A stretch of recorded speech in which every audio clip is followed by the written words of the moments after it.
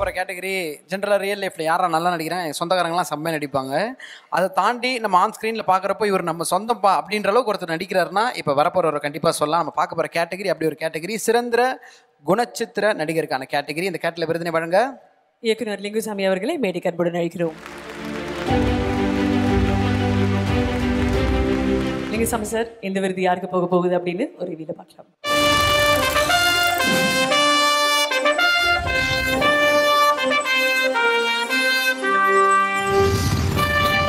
சிறந்த குணச்சித்திர நடிகர் 2024. நெடும் பயணத்தில் தற்செயலாய் எதிர்படும் ஒரு வழிப்போக்கன் நம் வாழ்வின் மீதான கற்பிதங்களை தலைகீழாக மாற்றினால் அவர்தான் இந்த நளினமூர்த்தி. அறிமுகமான முதல் காட்சியிலேயே அவரிடம் தென்பட்டது வாழ்ந்து கெட்ட ஒரு அரசனின் தோரணை.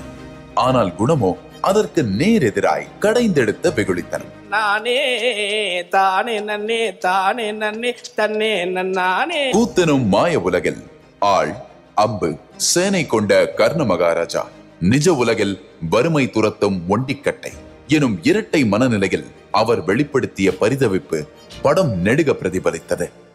உனக்குன்னு குடும்பம் இருக்கு இல்லையா? எனக்கு தான் யாருமே இல்லை.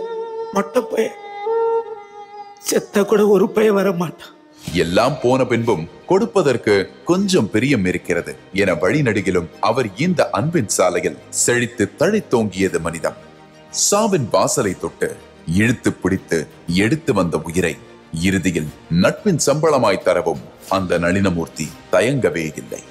கோலிவுட்டின் அழகிய கூத்தன் கருணாசிற்கு 2024 ஆண்டில் சிறந்த குணச்சித்திர நடிகர் விருதை வழங்குவதில் பெருமகிழ்வு கொள்கிறது ஆனந்த விகடன்.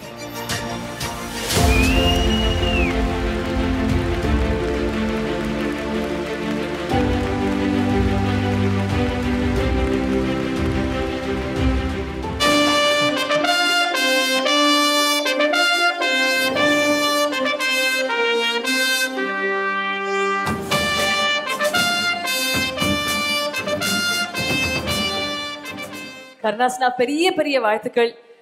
தி பெஸ்ட் அப்படின்னா அது நீங்க அதுல பண்ணதுதான். நன்றி நன்றி, ரொம்ப நன்றி. பெரிய வாழ்த்துக்கள். முதல்ல அந்த நன்றி இயக்குனர் மைக்கேலுக்கு தான் சொல்லணும். வாங்க தம்பி, மேலே வாங்க.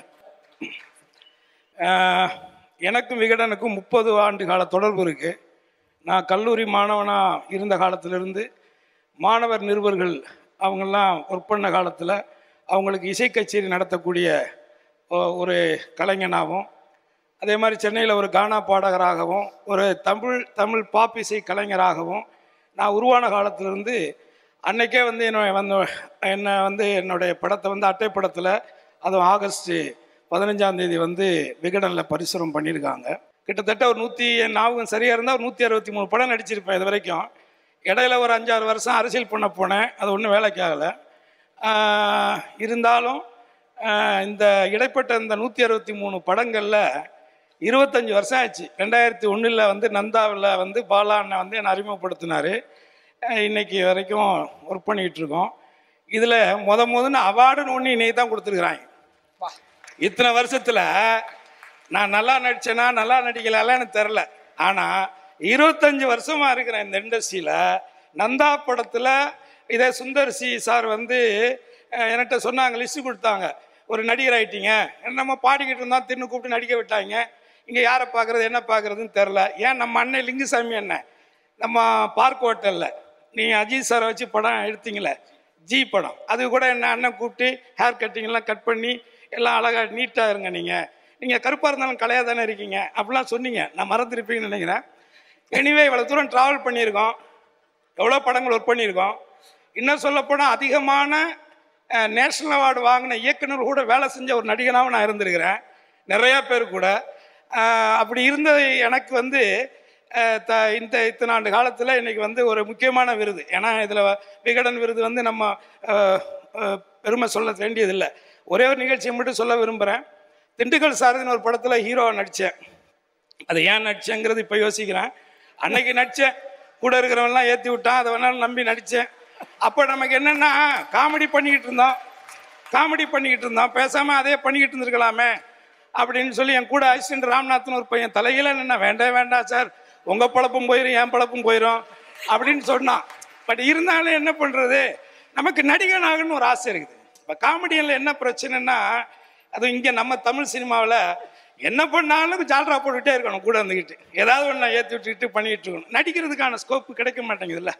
அந்த விதத்தில் எப்படியாவது திண்டுக்கல் சாரதி படம் வந்த உடனே ஆனந்த விடலை நம்மளை பற்றி எப்படி எழுதியிருப்பாங்க, ஏதாவது எழுதியிருப்பாங்களேன்னு சொல்லி ஆர்வமாக புக்கு வாங்கி பார்த்தா எழுதவே இல்லை, மதிக்கவே இல்லை அந்த படத்தை. சரி முடிச்சு விட்டாச்சு. அடுத்து வந்து அம்பாசமுத்திர அம்பானின்னு ஒரு படம், அது நானே என் சொந்த காசில் சூனியம் வச்சுக்கிட்டது.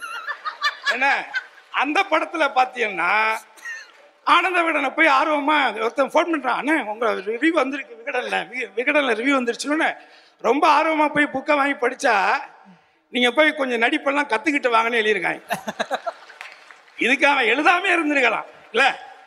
ஏன்னா கிட்டத்தட்ட ஒரு 70-80 படம் நடிச்சிருக்கிறேன் அந்த காலகட்டத்திலேயே. நீ நடிப்பு போய் கற்றுக்கிட்டு வான்னு சொன்னால் எப்படி இருக்கும்? அதுக்கு அவங்க ரிவ்யூவே எழுதாமல் இருந்திருக்கலாம்.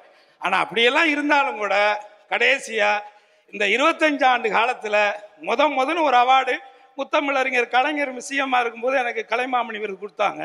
அதுக்கப்புறம் இப்போ எனக்கு ஒரு அவார்டுன்னா இது தாப்பா.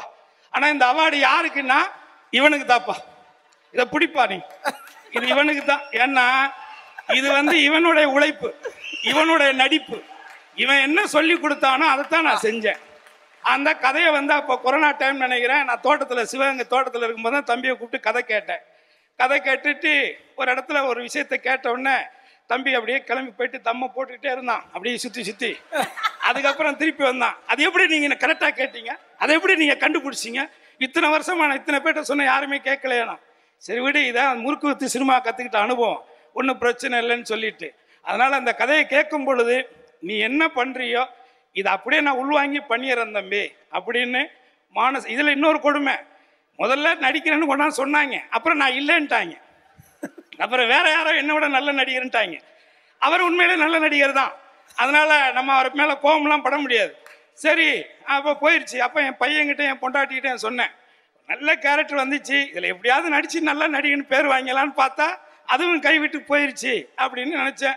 ஆனால் என் தம்பிகிட்ட அடிக்கடி சொல்லுவேன், என்றைக்குமே ஒரு சினிமாவில் ஒரு கதாபாத்திரம் இவன் தான் நடிக்கணும்னு எழுதியிருந்தா அதை எவனாலே மாற்ற முடியாது, அது மட்டும் உண்மையான விஷயம். அந்த ரூபத்தில் இதில் இயக்குனருடைய இவர் சொன்னதை நான் உள்வாங்கி செஞ்சதுனால எனக்கு இந்த ஒரு அங்கீகாரம் கிடைச்சிருக்கு.